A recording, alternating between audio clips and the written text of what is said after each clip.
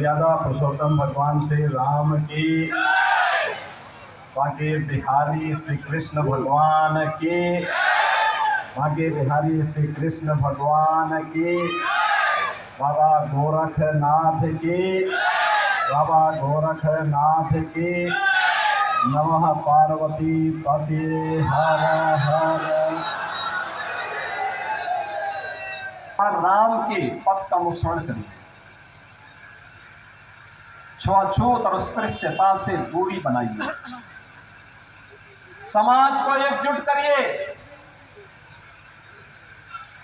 संगठित रहेंगे तो सुरक्षित भी रहेंगे, देश को भी सुरक्षा प्रदान कर पाएंगे, स्वयं को भी सुरक्षा प्रदान कर पाएंगे। लेकिन इसके लिए हमें उन कुरीतियों को दूर करना पड़ेगा, उन पाखंडों से मुक्ति पानी पड़ेगी जिन कारणों से देश गुलाम हुआ था, जिन कारणों से देश और हमारे पवित्र धर्म स्थल खंडित हुए थे, अपमानित हुए थे, जिन कारणों से बहन और बेटियों की इज्जत के साथ खिलवाड़ हुआ था, जिन कारणों से विधर्मियों को, विदेशी आक्रांताओं को भारत के अंदर घुस करके भारत के सामाजिक ताने बाने को छिन्न भिन्न करने, भारत की एकता और अखंडता को चुनौती देने जैसी स्थिति जब पैदा हुई थी, वह तब हुआ था जब बिखरा हुआ समाज था। बहनों और भाइयों, हजारों वर्षों की इस विरासत को, विजयादशमी के इस पावन कार्यक्रम को अपने ही इष्ट के श्री चरणों में समर्पित करते हुए उनके राज्याभिषेक के साथ आप सभी गोरखपुर वासी मनाते हैं। कल्पना करिए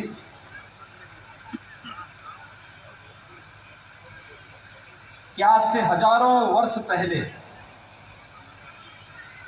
जब त्रेता युग में अन्याय, अधर्म और असत्य के प्रतीक रावण का वध मर्यादा पुरुषोत्तम भगवान श्री राम ने किया होगा, यही समय रहा होगा।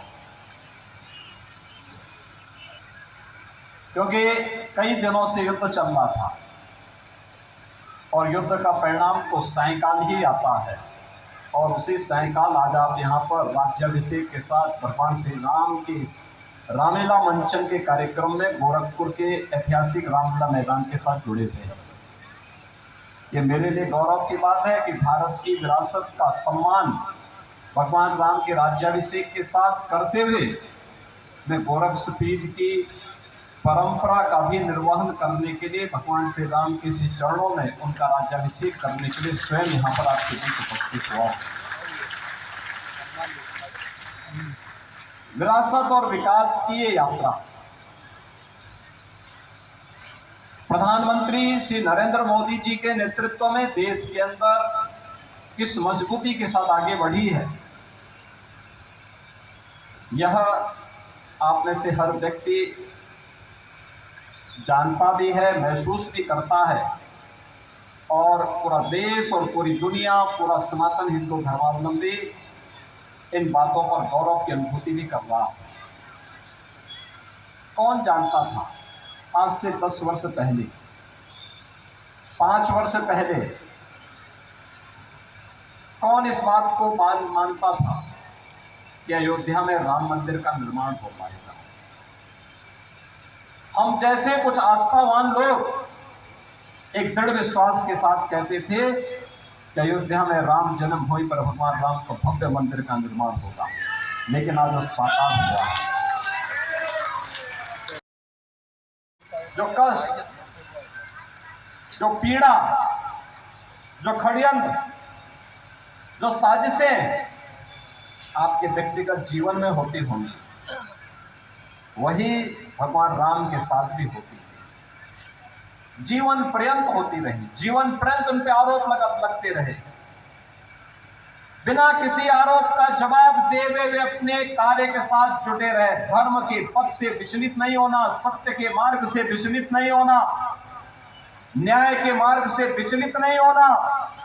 जहां ये उनके जीवन का लक्ष्य था, वहीं मर्यादा का पालन करते हुए समाज के संगठन का जो एक सुदृढ़ मजबूत नींव उन्होंने खड़ी की थी, आधार उन्होंने खड़ा किया था, उस समय के समाज को जोड़ करके उसी का परिणाम था कि जिस रावण के बारे में कहा जाता था कि रावण त्रिलोक विजयी है, उसकी शक्ति के सामने तीनों लोकों में कोई नहीं ठहरता है, वह रावण भी पूरी तरह धराशायी हुआ और कहीं और नहीं, आर्यावर्त में नहीं, उसी की लंका में भगवान राम अपने भाई के साथ जाकर के, लक्ष्मण जी के साथ जाकर के उसी लंका में रावण को नष्ट करके पूरी तरह समाप्त कर दिया गया। राक्षस राज समाप्त हो गया। अन्याय, अत्याचार, अधर्म का प्रतीक रावण हमेशा के लिए समाप्त हो गया। और यह संदेश आपको बहुत अच्छी तरह जाता होगा। विश्व हिंदू परिषद के अंतर्राष्ट्रीय अध्यक्ष सर्वे अशोक सिंघल जी जब देखने के लिए आए थे तो अंतिम बात उनकी यही थी। अशोक सिंघल जी से एक ही बात उन्होंने कही थी कि अशोक जी, अयोध्या में राम मंदिर का निर्माण कब हो पाएगा? एक बार हम अपनी आंखों से देख पाते भगवान राम के मंदिर को तो हमारा जन्म धन्य हो गया होता, धन्य हो जाता। बहनों और भाइयों, आज सचमुच जब अयोध्या में रामलला को विराजमान होते हुए देख रहे होंगे, पूज्य महंत विद्यानाथ जी महाराज, पूज्य महंत परमहंस रामचंद्र दास जी महाराज, देतराग स्वामी वामदेव जी महाराज, ऐसे अनगिनत संतों की परंपरा और सर्वे अशोक सिंघल जी जैसे महापुरुष जब देख रहे होंगे अयोध्या में रामलला के भव्य मंदिर के निर्माण और रामलला को अपनी जन्मभूमि पर 5 सदी के बाद विराजमान होते हुए उन्होंने देखा होगा, आज उनको भी तसल्ली हो रही होगी कि जो आंदोलन उन्होंने किया था वो सार्थक दिशा में आगे बढ़ा। इसकी सार्थकता हम में है, वर्तमान पीढ़ी में है। हमारी दिशा क्या है? हम विभाजित तो नहीं है, अपने व्यक्तिगत स्वार्थों के लिए लड़ तो नहीं रहे हैं। हमारी दिशा सकारात्मक होनी चाहिए और ये सकारात्मक दिशा राष्ट्र को समर्पण की होनी चाहिए। हमारा व्यक्तिगत स्वार्थ राष्ट्र के आगे आड़े नहीं आना चाहिए। हमारा व्यक्तिगत स्वार्थ कभी भी, चाहे वह व्यक्ति हो, जाति हो, मत हो, संप्रदाय हो, मजहब हो, कोई क्षेत्र हो या कोई भाषा, वह राष्ट्र से बढ़ करके नहीं हो सकता है। हर काम देश के नाम, हर काम राष्ट्र के नाम, भारत माता के नाम हमारा सब कुछ होना चाहिए। और यही अयोध्या में राम जन्मभूमि आंदोलन की कथा हम सबको यही प्रेरणा प्रदान कर रही है। आज विजयादशमी का एक पर्व हम सबको यही प्रेरणा प्रदान कर रहा है।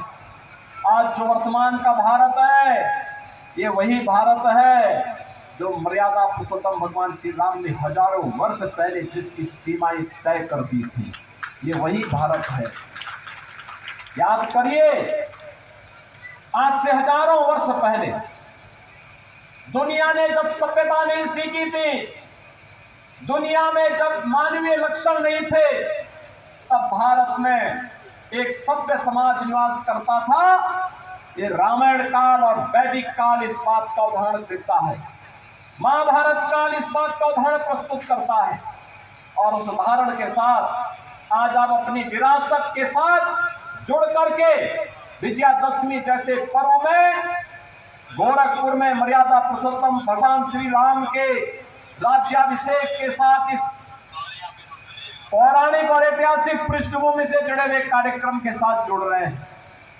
रामायण कालीन कार्यक्रम हमारे लिए पुराणों की परंपरा के साथ, शास्त्रों की परंपरा के साथ जुड़ा हुआ कार्यक्रम है।